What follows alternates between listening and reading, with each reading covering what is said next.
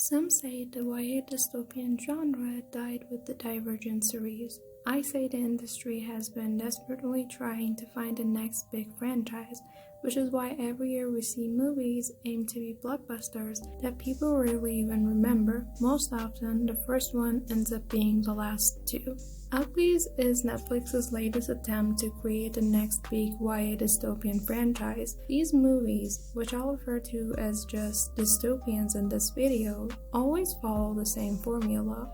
Although some people argue that Uglies has a better book than many of the disappointing dystopians we've seen over the last decade, excluding The Hunger Games for obvious reasons, the movie still sticks to the same cliché formula.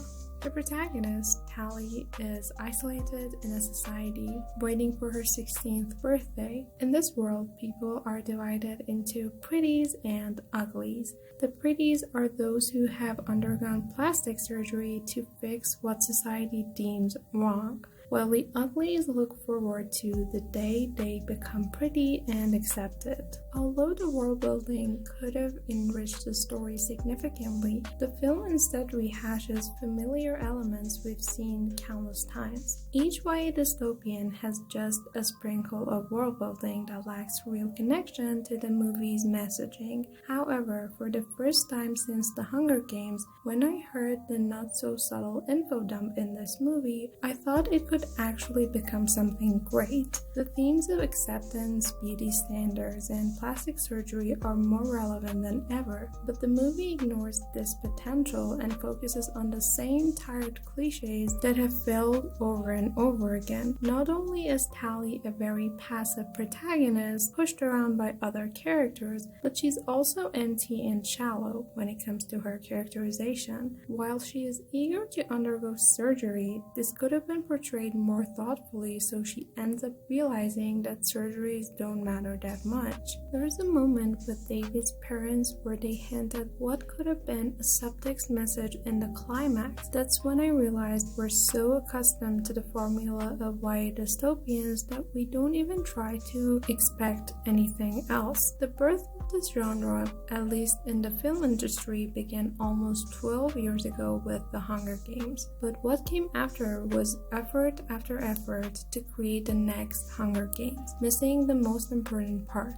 its message. The Hunger Games is set in a dystopia to showcase the destruction of war and the contrast between the capital and the districts. The entire idea is to reveal how cruel the world is and how absurdly out of touch the capital's people are. Why these little kids are fighting for their lives. The capital cheers and bets on them like it's a football game. The movie is very self-aware of its message. There are more than 10 moments I can name that the writers used to emphasize this, but my favorite is always when Peeta says, "People are starving in 12. Here they're just throwing it out to stuff more." After The Hunger Games, many films copied the aesthetic of a world falling apart without having a clear message, simply repeating the theme of the world is now divided without understanding what that division is meant to convey. In the case of Uglies, it does get points for having a contrast that makes sense: people who live as themselves versus those who get to extreme lengths to change their appearance for acceptance. However, the movie falls short by not exploring the pros and cons of this contrast. Are the pretties actually happy with who they are? If not, that unhappiness could have provided a strong climactic moment. Instead, we get the typical villain who hates kids for no reason, and the kids almost always defeat the villain despite having no resources. The fight in Uglies feels almost identical to the showdown between Tris and Janine in the Divergent. Another big miss is how personal the story should be for the protagonist. In The Hunger Games, Katniss has a personal connection to her story, at least in the first two movies, but Tally doesn't seem to have that.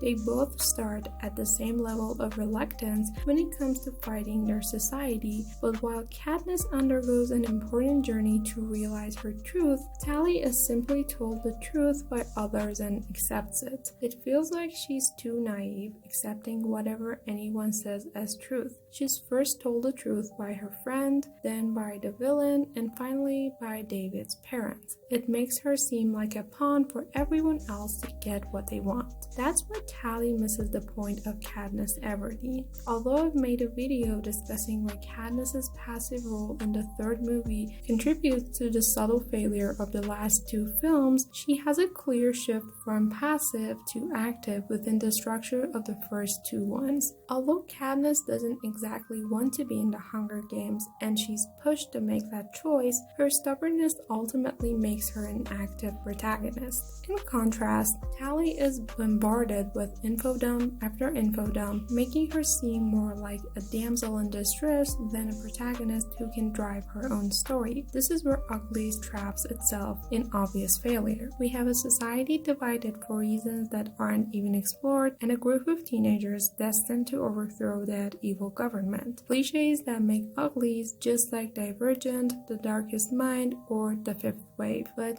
how could Uglies have been a great story? As I watched, I kept thinking that just 2 or 3 changes could have turned it into an absolute gem. First, let's make the world building something that truly supports the story's message. For instance, although the pretties seem happy with their lives, what if Tally felt that something was off during her visit with Paris? And I know that something feels off with Paris, but he just feels emotionless, not unhappy. Second, Paris could serve as the motivation Tally needs to become an active character. By showcasing the hidden society in a meaningful way, we could see Tally responding to the different relationship David has with his parents, contrasting with her upbringing based on the wrong standards. Instead of a cringy fight scene, imagine if the government took her friend and turned her pretty. This would push Tally to want to fight back. The entire Uglies movie could have been restructured. Perhaps the first 2/3 focused on developing this conflict. For the climactic moment,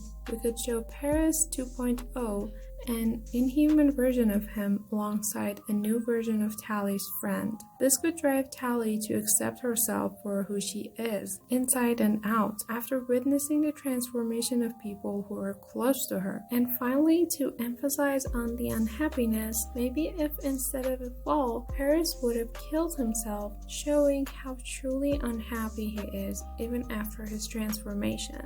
What do you think? Do you agree with me? Let me know in the comments, and I'll see you next time.